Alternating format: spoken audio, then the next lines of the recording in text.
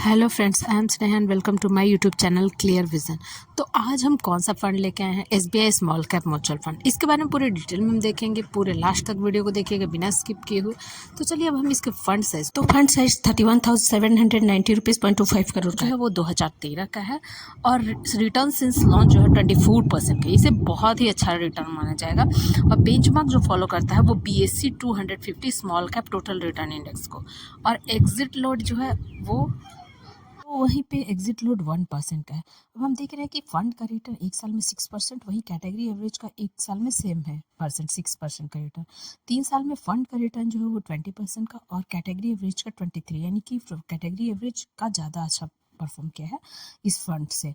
5 साल में 32% फंड का और 5 साल में कैटेगरी एवरेज का 34% का, यानी कि हम देख रहे हैं कि अपने कैटेगरी एवरेज से कम जो है वो रिटर्न बनाया है।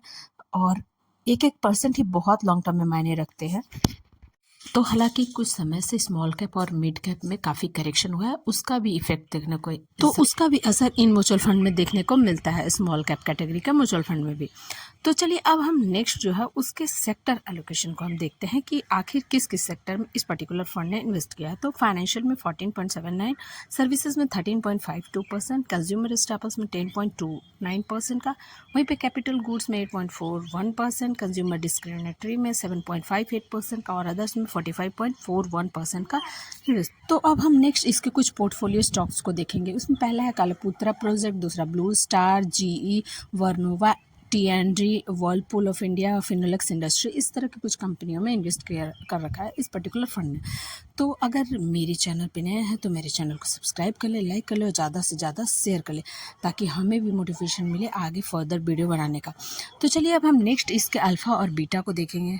तो चलिए अब हम अल्फ़ा जो है मेरा इस फंड का अल्फ़ा 0.69 वर्सेस कैटेगरी का जो अल्फ़ा है 1.89 का, यानी कि जितना अल्फ़ा कैटेगरी एवरेज से ऊपर रहेगा उतना अच्छा रिटर्न होगा। तो हम देख रहे हैं कि हमारा जो इस फंड का अल्फ़ा है वो काफ़ी कम है, यानी कि इस फंड ने पर्टिकुलर फंड ने अच्छा परफॉर्म नहीं किया, अच्छा रिटर्न नहीं दिया पिछले कुछ सालों। और नेक्स्ट जो है वो बीटा वोलेटिलिटी को शो करता है, यानी कि जितना कम बीटा रहेगा कैटेगरी एवरेज से उतना फंड जो है वो कम वोलेटाइल रहेगा। तो ये फंड वोलेटाइल तो कम है, लेकिन रिटर्न भी इस फंड ने बना के नहीं दिया। हालांकि हम पहले भी बता चुके हैं कि स्मॉल कैप और मिड कैप में काफ़ी करेक्शन हुआ है, इसी वजह से हमें म्यूचुअल फंड में काफ़ी करेक्शन देखने को मिल रहा है, काफ़ी कम जो है वो रिटर्न देखने को मिल रहा है।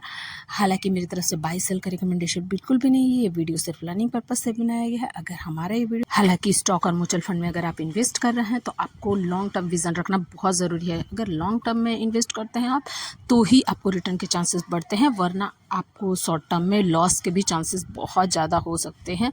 तो अगर हमारा ये वीडियो आपको इन्फॉर्मेटिव लगा हो तो चैनल को सब्सक्राइब कर ले, लाइक कर ले, ज़्यादा से ज़्यादा शेयर कर ले। Thank you.